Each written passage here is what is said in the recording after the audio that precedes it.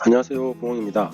오늘은 상가 건물 또는 상가주택 매매를 준비 중이시거나 건물주가 되려고 한다면 꼭 주의해야 할 점에 대해서 리뷰하도록 하겠습니다. 상가 건물 매매 시 계약서 특약란에 부가가치세 별도라는 항목을 적지 않으면 수천만 원을 손해볼 수 있다 없다 이런 거는 부동산이 밥 먹고 하는 일인데 이런 걸 놓친다는 건 부동산 중개 실수죠.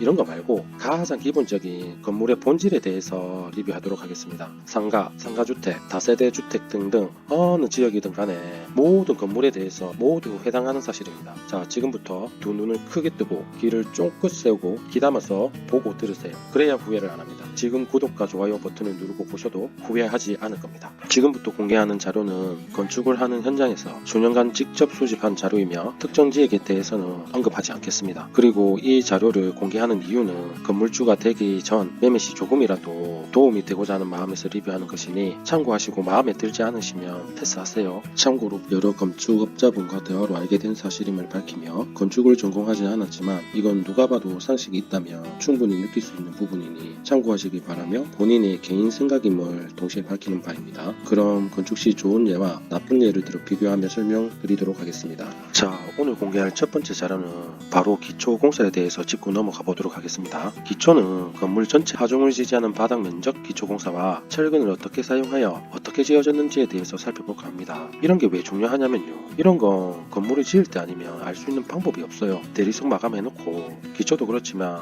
외벽, 내벽 이게 어떻게 지어졌는지 우리가 어떻게 알아요? 대부분의 사람들은 알 수가 없어요. 원룸 건물 하나 사는데 비파괴 검사하고 사실 거예요? 아니, 법이 진짜 이렇게 좀 바뀌어야 된다고 생각해요. 그러면 좀 제대로 지을 건데. 그럼 건축 시 좋은 예와 나쁜 예를 들어 비교하며 설명드리도록 하겠습니다. 우선 좋은 예로 여기가 기초공사를 해놓은 모습인데 최소 눈에 보이는 두께만 해도 최소 50전, 그 다음에 밑에 보이지 않는 부분도 톱하기를 해서 최소 20전 이상, 그러니까 총 기초 두께만 최소 70전 정도 된다라고 보시면 됩니다. 이게 기초공사 좋은 예입니다. 다음은 나쁜 예인데요. 여기 보시면 일단은 여기 기초 바닥 두께가 보이지가 않아요. 그냥 바닥처럼 보이는 것도 보이는 거지만, 그리고 또 콘크리트를 타설할 때 바이브레이트를 똑바로 치지 않으면 이렇게 벽에 이렇게 똑바로 들어가지 않고 중간중간에 이렇게 비어있는 모습, 그리고 이런 현장에 가보면 주변이 정리정돈이 똑바로 되어 있지 않답니다. 다시 좋은 예로 들어와서 여기는 기둥발의 철근 모습인데요. 보시다시피 굵은 철근을 한 가닥씩 아니고 두 가닥씩 이렇게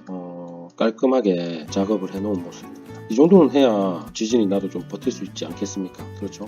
그리고 여기는 나쁜 예인데요. 여기 보시다 보면 여기가 기둥발 철근의 모습인데 보시다시피 굵은 철근은 분명히 사용한 건 맞는데 철근 가닥수가 좋은 예랑 비교했을 때 절반 채 들어가지도 않은 모습입니다. 그리고 이거는 건물의 외벽을 지탱해준 내부에 들어간 철근 모습을 보면 전부 다 두 가닥씩, 그리고 매우 촘촘하게 설치한 모습이고요. 그리고 여기는 나쁜 예로 외벽의 철근 모습인데요. 보이십니까? 이 듬성듬성 그것도 한 가닥씩 들어가 있는 모습. 이렇게 지어놓고 같은 가격을 원합니다. 다음은 다시 좋은 예로 돌아와서 여기는 방과 방 사이, 흔히 말해서 이제 내력벽이라고 합니다. 내력벽조차도 전부 다 철근을 두 가닥씩, 그것도 촘촘하게. 여기는 외벽 쪽이고요, 여기는 내벽 쪽이고, 외벽, 내벽 가릴 거 없이 전부 다 철근은 두 가닥으로 촘촘하게 설치한 모습입니다. 자, 다음은 다시 또 나쁜 예인데요. 일단 외벽은 말할 것도 없고요. 똑같이 듬성듬성 한 가닥, 요게 내벽이거든요. 내벽, 이런 것들이 다 내벽인데 전부 다 얇은 철근 한 가닥으로 해서 듬성듬성 심어 놓은 모습. 이런 업자들이 이렇게 지어놓고 뭐라고 하는지 아십니까? 중국에는 대나무 놓고도 짓는데 이 정도면 잘 지은 거 아니냐고 이렇게 얘기를 하는데, 아니 그럼 중국 가서 짓던가. 나 또 열받네. 좋은 예로 기초공사부터 철근 설치 공사를 한번 살펴보도록 하겠습니다. 여기는 아까 말한 것처럼 기둥발 철골 모습이고요. 다음은 여기는 내력벽에 철근 두 가닥씩, 여기는 외벽에 배관 부분부터 시작해서 마감이 되게 깔끔합니다. 여기는 내벽이고요, 여기는 외벽. 철근 보면 전부 다 두 가닥씩 촘촘하게 설치된 모습을 볼 수 있습니다.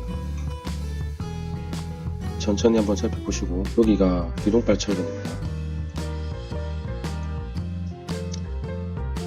여기가 내벽인데도 전부 다 두 가닥씩 촘촘하게.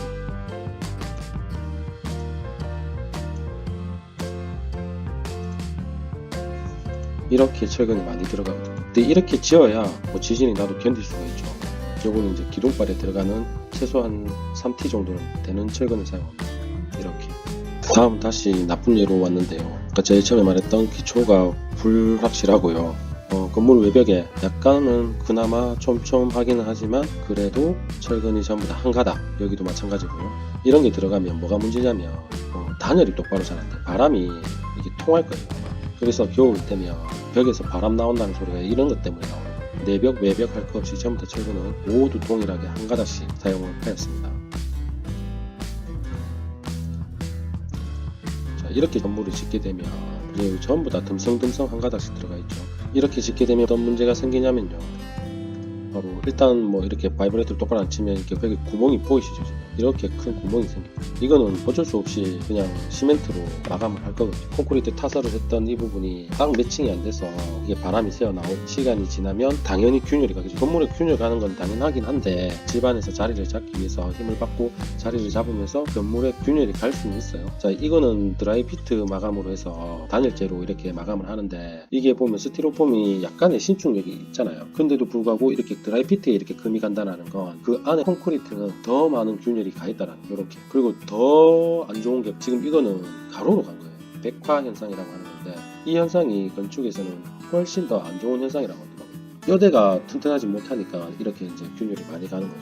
이런 거는 이 안쪽에는 훨씬 더 많이 균열이 가 있다고 생각하시면 됩니다. 여기서 더 웃긴 사실이 뭔지 아세요? 참고로 여기는 같은 지역에 같은 인근의 신축 건물 공사 현장이었거든요. 그런데 실제로 좋은 예로 지은 건물이 10억에 먼저 매매가 됐어요. 10억 받을만 해요. 왜? 잘 지었으니까. 근데 나쁜 예로 지은 건축업자가 하는 말이 내 바로 옆에 건물도 10억에 팔렸는데 내 것도 10억에는 팔아야 되겠다. 이게 무슨 말이가?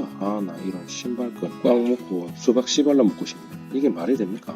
건축에 자부심도 없는 사람들이 집을 짓고 건물을 지으니까 제대로 된 업자들까지 피해를 보는 거 아니겠습니까? 서두에 말한 것처럼 대리석 마감해버리면 이런 속을 대부분의 사람들이 어떻게 알겠어요? 팔지도 못하게 지어놓고 가격을 똑같이? 와, 이거는 상식이 있다면 말이 안 되는 거 아닌가요? 그래서 혹시 건물 매매를 계획하고 있다면 관심 지역의 공사 현장을 절대 무심코 지나다니지 말고요. 유심히 살펴보시길 추천합니다. 부동산이 알아봐 준다고요? 물론 뭐 이런 상황들을 잘 알고 있는 부동산들도 있겠지만 이런 내용 자체를 전혀 모르는 부동산도 많아요. 그렇기 때문에 부동산을 전적으로 믿지는 마시고요. 그럼 다 지어진 건물은 잘 지어졌는지 막 지어졌는지 도대체 확인할 수 있는 방법이 있나요? 라고 생각하겠지만 또 방법은 있습니다. 구분하는 방법이 있고요. 오늘은 여기까지 하고 구독과 좋아요를 눌러주시면 2부에서 다 지어진 건물을 어떻게 잘 지어졌는지 막 지어졌는지 구분하는 방법에 대해서 상세하게 리뷰하도록 하겠습니다. 감사합니다.